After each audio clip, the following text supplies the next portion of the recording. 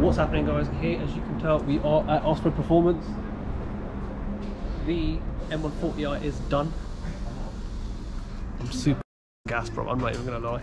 So they're going to be putting on the sensor for the intake, and then we're going to be doing the first start. They haven't actually started the car yet, but once they've got that sensor in, then we're going to do the first start. So there's none of this scripted stuff, it's actually genuine. But it should be interesting actually. So yeah, let's go. You see something funny. If you see this, it means whoa. Recording. Go down.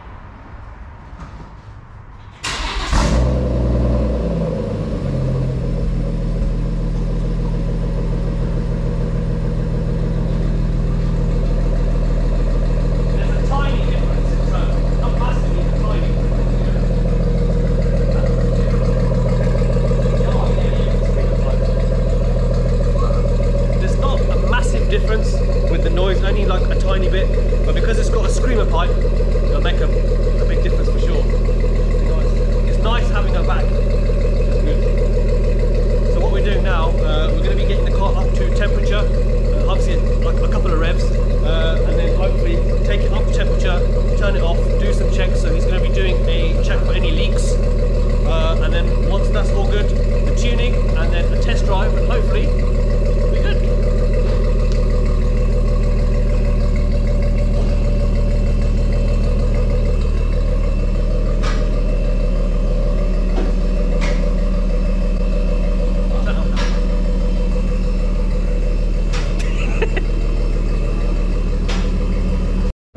You can see all the bloody fumes, man. You can see they're doing their checks. There's a screamer pipe. I'm just showing the screamer pipe. It's quite nice actually, it's quite good. I'm just curious to see how it sounds.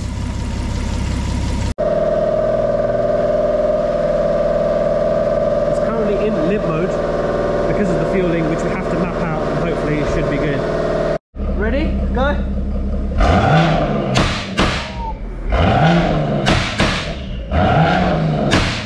I think it's such a shame. Huh? It was on the back when I was like, fuck. No, it's alright. I think it's such a shame that we can't take the car today because of the map, but it's nice though. It's nice, like, you've got the front intake and operated charge pipe and the turbo wastegate there as well, so it's nice. Can't take the car today, but it's alright. It is what it is, isn't it? But they're going to drop it off tomorrow. But we've got all the stuff anyway, so it's not a problem. So it should be good. That's fine. So tell us a little bit more what's going on, what you're doing now. So we need to install the boost controller now. Now the conversion's complete, but we need a way to obviously control the boost, because obviously the DME is not going to control the boost anymore. Right. So we're busy making a holder for the eBoost 2. Nice. It's still very raw now. We still got to add a bracket and everything. Yeah, of course. It'll be mounted to this. It'll sit like that basically, close to your knee. So you'll be able to see everything. You'll be able to adjust boost on the go. Feels like you're Fast and Furious, isn't it? It's a little bit feels like Fast and Furious. Look, we could rice it out and put it up here for you, but oh no. I think we just keep it that's all good. 2022, and we put it down here by your knee. Yeah. All the wiring will be tucked away. Nice visualization. You'll get the colors as well. So it's quite an interactive boost controller. So it constantly gives you boost feed. You'll be able to change boost levels. I have to take out half the dashboard to run all the cabling and everything from the engine bay into the cabin. Perfect. So yeah, as soon as it's done. Perfect. So that's pretty much the last thing to do, and then obviously the mapping. We're going to do the mapping as well, which I'll explain in the video. All right. So basically, guys, long story short, before I get going, reason why the smoke is obviously the wastegate.